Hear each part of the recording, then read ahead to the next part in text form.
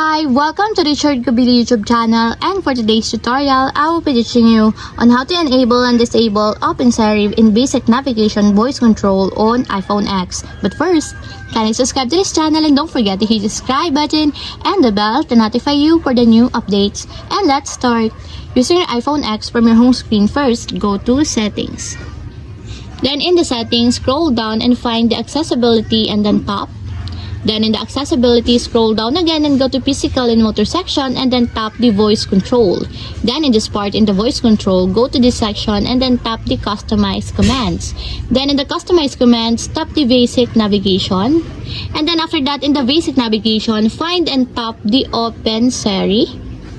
Then in the Open Siri, as you can see that it is already enabled. But you have to turn on and activate the switch button located on the side of the confirmation required to fully enable the Open Siri in the basic navigation. Just like this, until it becomes green. And if you want to disable or turn off, just tap the switch button just like this. And that's it, we have successfully enabled and disabled Open Siri in basic navigation voice control on iPhone X. If you have a question, can you comment down below, and don't forget to hit the subscribe button and the bell to notify you for the new updates. And thank you for watching.